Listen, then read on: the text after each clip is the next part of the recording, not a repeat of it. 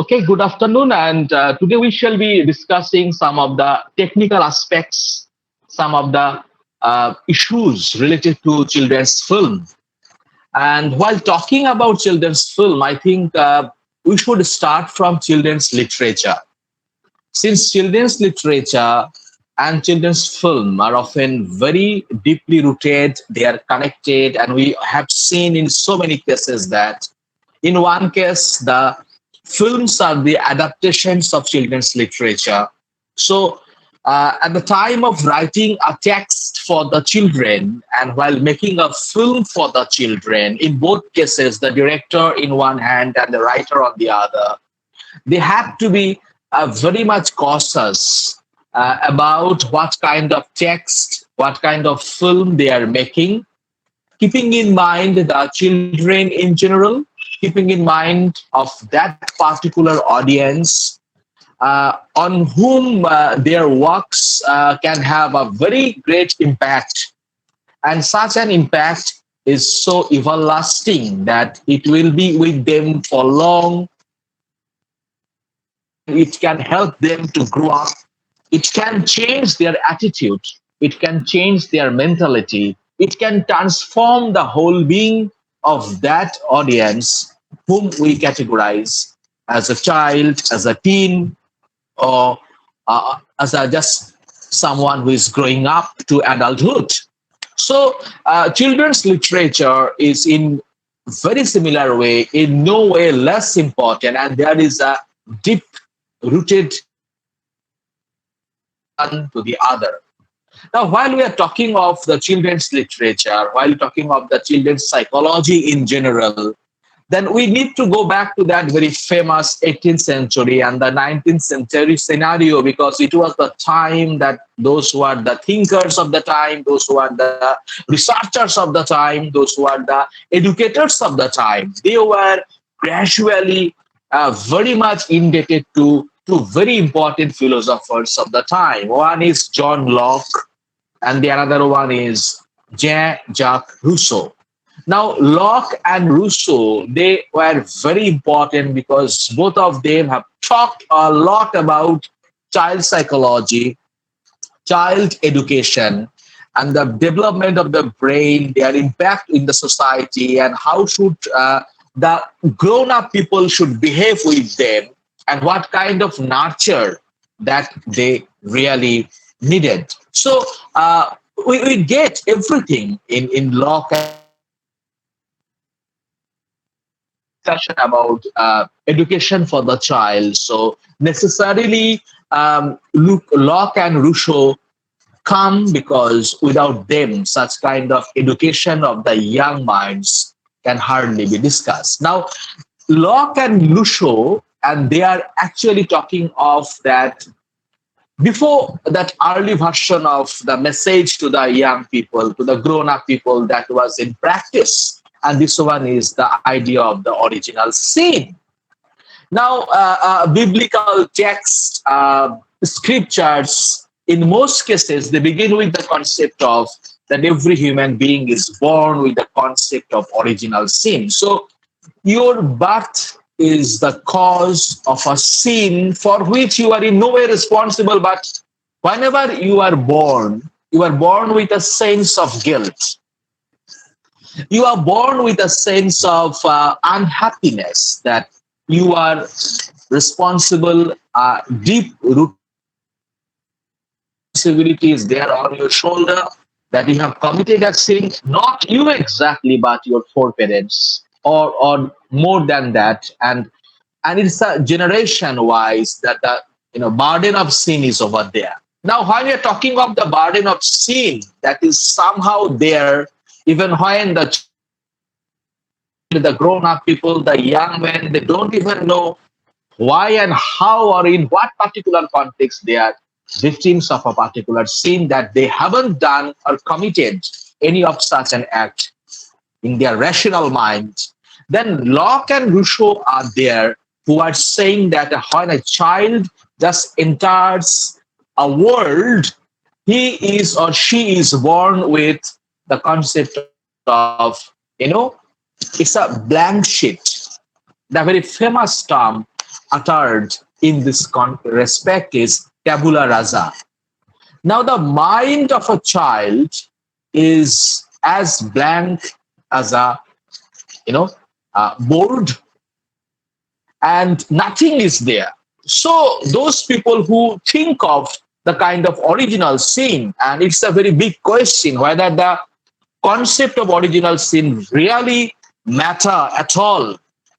Rather, they are thinking of that this tabula rasa, the mind is fresh and nothing is over there. So it is just like the newly purchased exercise book, and each and every page is as fresh and new, and no imprint, no marks can be seen over there. So the newly born baby's mind is just like that, a fresh paper, and now they are of that very stage of innocence. Okay, now it is the responsibility of the society, in case of the person who is writing literature, in case of the person who is growing up, helping to grow up the boy, the girl, the baby, and in case of the filmmaker. So it is a kind of a very heavy burden in the mind, a kind of a very delicate responsibility that they are to perform. Now, since already people came to know about such theories of Locke and Rousseau, now the intellectuals of the 19th century, and the educators of the time, they thought that one should not be very casual about the entry of the child's world to the adult's world. When a child is actually passing, when a child is actually moving from its own world to the world of the adult, so the educators, the intellectuals of the time, the teachers of the time, they should not be at all very casual, very so-so feeling they should not have. Rather, they should be, very practical, pragmatic, and they should think, and they should actually monitor, they should control, they should exercise the whole platform in such a way that this very development can be understood well without even giving any sort of lacuna in the psychological, intellectual development of the child. So this very transition to adulthood, in the case of a child, in the case of a just growing up a human being, is very serious and it's very delicate. Now, whenever we think of innocence, the word innocence is very problematic. The word innocence requires several other factors: network, knowledge, and it is often very volatile kind of a sense. So, what is the parameter of identifying who is innocent and who is not? How to justify innocence? How to measure innocence? Because it is something very disturbing. It is something that is very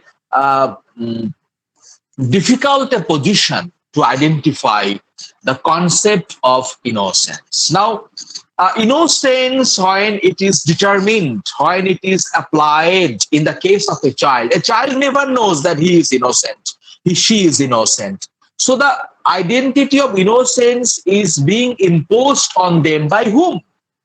It is imposed on them by the adults only. Now, it is on the part of the adults who impose the concept of innocence on them. So here comes the question. So it is something, is the brainchild of the adults that he or she is innocent because he or she is a child, a kid, and they are not innocent because they are adults. So we are actually imposing something. We are actually trusting upon an identity, on some not so grown up people, and we are calling them innocent. So it has economic, social, cultural, historical, and so many factors are there. We often categorize an individual that this is a little boy and this is someone, a kind of character who is very young, but he or she behaves just like an adult.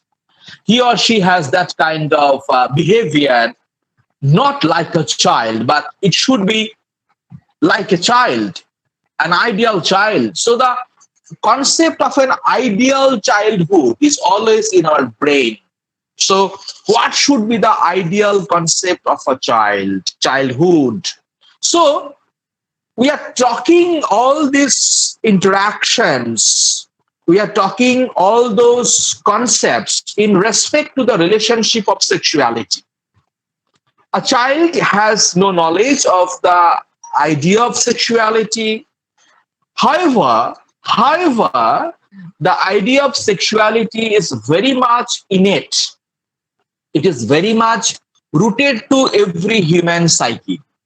It is not something that one should impose, one should monitor, one should control, one should channelize to have the concept of sexuality, but it is very much innate. In spite of that, we make the limitation, keeping in mind that since these children, they have no knowledge of the concept of sexuality, so they are innocent, and and we should not open up that particular space because they should not know at this very particular age. So it should be monitored, it should be censored, okay, it should be controlled, and they should not given that kind of opportunity, that kind of space to know all about human relationship, basic relationship, human sexuality, and all those issues. Rather, innocence should be, detached categorically by the adults and saying that you should be innocent. This is your position. And because this is my responsibility to keep you innocent as much as you can. Now, this politics, so it is a kind of a very grim politics. It is also a kind of a power dynamics that you are making someone innocent. You are not informing them something that is very innate. You are not actually trying to open up that space at that very stage. So it is a kind of a very basic human political interaction, making someone, putting a particular border that we call innocence. Now, this is a very ambiguous state. This is something, with the idea of body, because ambiguities are there, and the ambiguities are never clear at this very stage. While making film for the children, directors make so many things ambiguous, very cautious about the selection of language.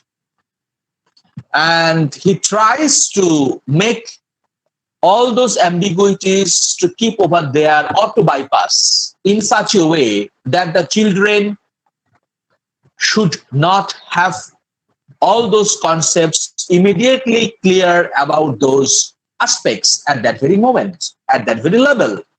So they are categorically kept, in a kind of a layer, and out of that very mysterious layer, I must say, the audience, child audience, performers, they cannot come out of that very stage immediately.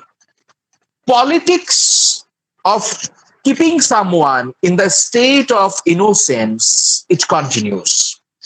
Now, we would like to take help of Sigmund Freud. psychologist, psychopathologist. Freud uh, was not up to that very notion. He undermined the prevailing notion of child's sexuality and childhood sexual innocence. If this is the kind of tag, childhood sexual innocence, if this is the kind of a tag, Freud undermined this kind of a concept very much. And he was also in the position to challenge adult sexuality at the same time. And at the very same time, he was very much aware the consciousness of sexuality in the mind of a child.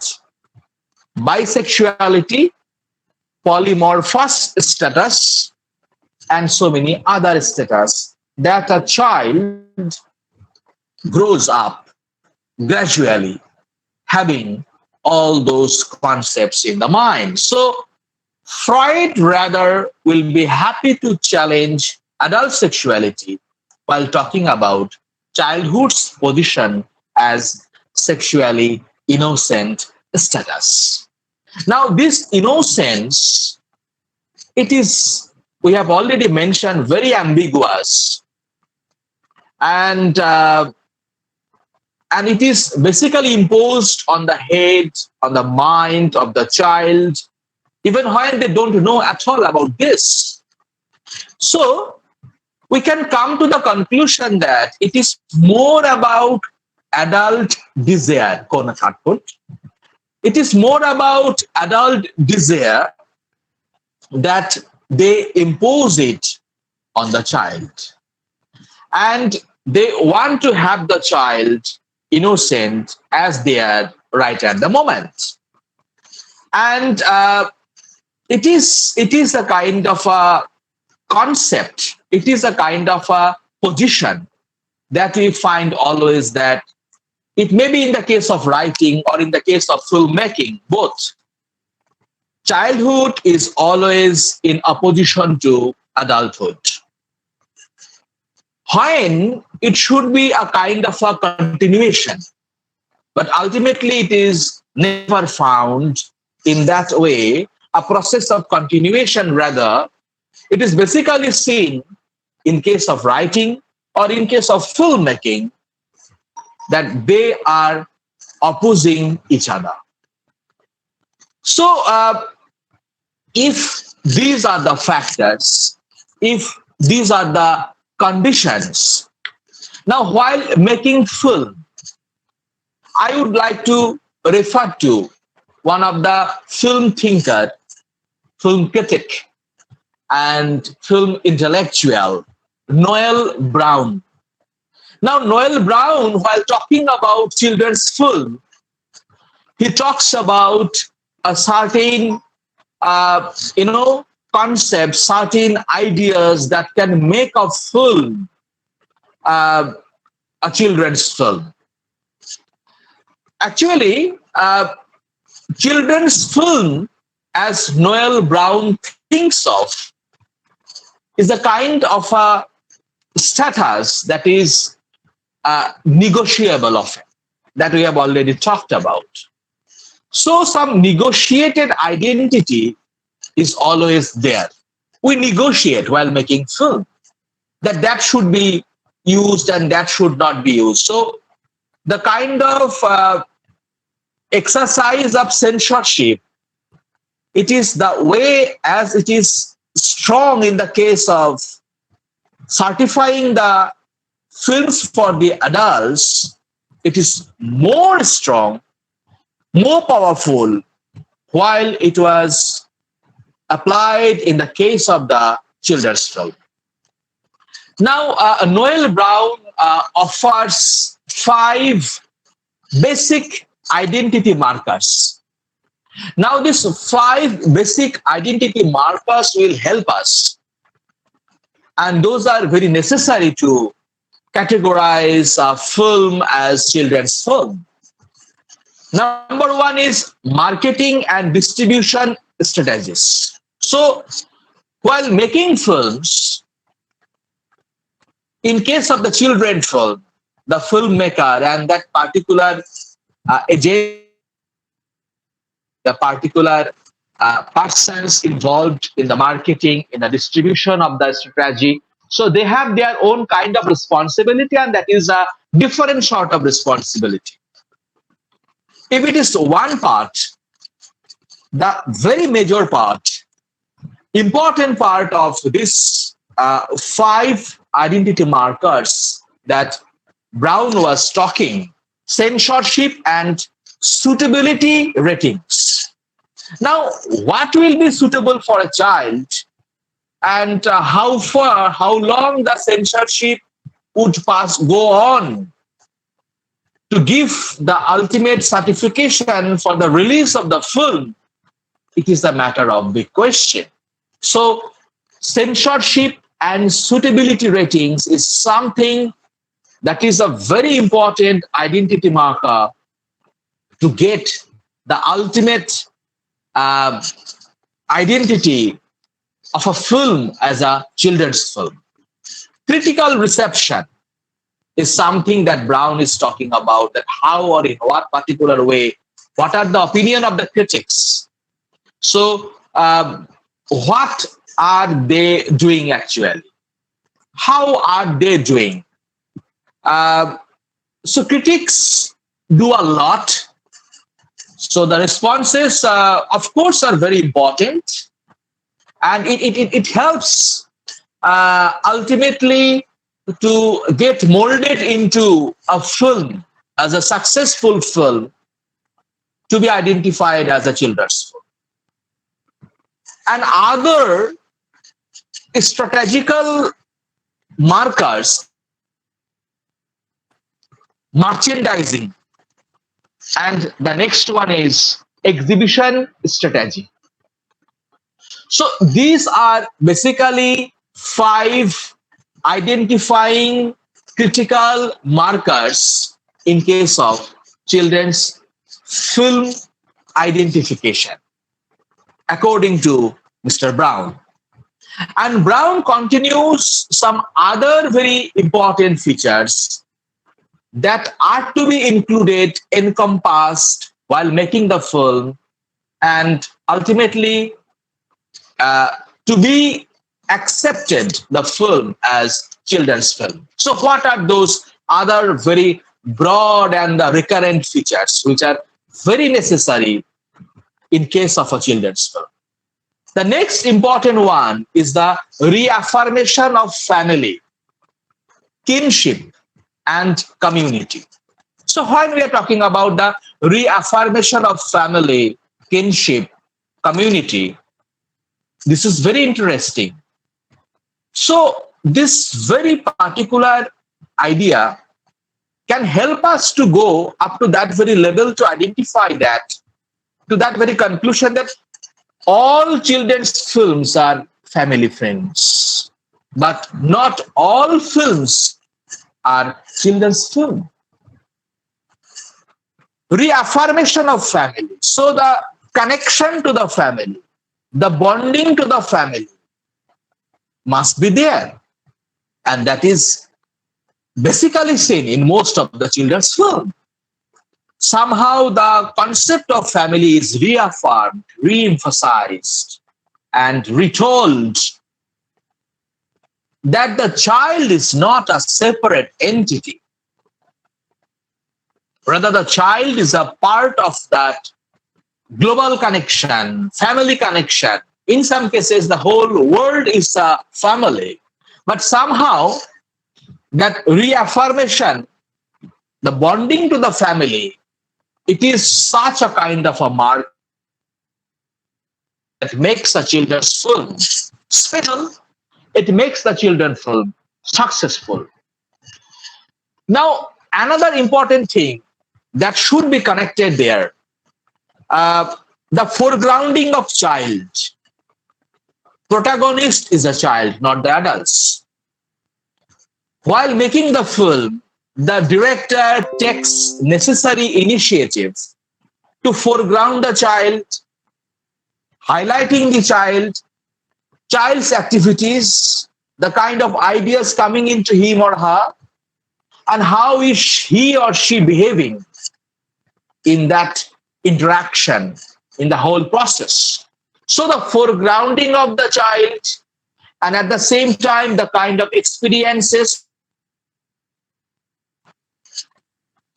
Now, a child is separate entity, rather adults and teenage figures will come up over there. So how is the journey, childhood, adolescence, teenage? How are they moving from one stage to the another one? These are all connected together, clubbed together, and then presented brilliantly. Now, if these are the two parts, the others are the exclusion or eventual defeat of disruptive social elements. Exclusion and eventual defeat of disruptive social elements. Now, society is always there with different equations, positivity and negativity, both are together. Now, what to include and what not to include, what to exclude, these are some of the issues that the directors have to keep in mind all the time. He must be very choosy. He cannot include everything. And what to include and what to exclude, he must be very serious in this regard. Minimization of adult representational element. So it will be better in case of a children's film. The more the concept, the presentation of the adult representation, if we can minimize, it will be more perfect to be a children's film. So adult representation should be minimized, where the decision takers are the children. And they are playing the vital roles, what to do in what particular way. And ultimately, in the conclusion of this talk, we can say that another very significant element that is to be highlighted, that is to be mentioned at this very stage. This one is, predominantly upbeating, emotionally uplifting, morally unambiguous, supportive social status quo. Society is not always negative, rather society is also very much supportive. Now, it is something to highlight that if someone attempts wholeheartedly to do anything, if someone has a kind of a desire, a kind of a spirit, an aspiration, a gusto to do something from the bottom of the heart, society is always there. In a children's film, it will be unambiguous in nature. What kind of unambiguity? Brown is saying it should be morally unambiguous. There should not be any moral dilemma at all. The character, the child character, must be morally unambiguous. He must have a clear concept of right and the wrong. He must put his or her belief on something and his beliefs for the other. So the moral unambiguity, moral dilemma should not there be at all, and it should be emotionally uplifting. A child is a character who is emotionally attached to anything. If anything is tuned to his or her heart, he or she must do that. He or she can do that may apparently seem impossible, but he or she can reach to that destination, making it possible. So, director should keep in mind that message too. It should be emotionally uplifting. So with this message, we come to the discussion, we come to the ending of the discussion today. These are some of the technical aspects suggested by Mr. Brown and some of the critical intellectual aspects that we should keep in mind while making films, because it is very serious. We are dealing with some characters who are as fresh as paper. Their mind is fresh. So whatever they accept at that very moment, that has obviously a long-term effect. So a filmmaker has a responsibility, because he is either can create a new future, new destination, new generation, or he can damage. So that's all for today. Thank you so much.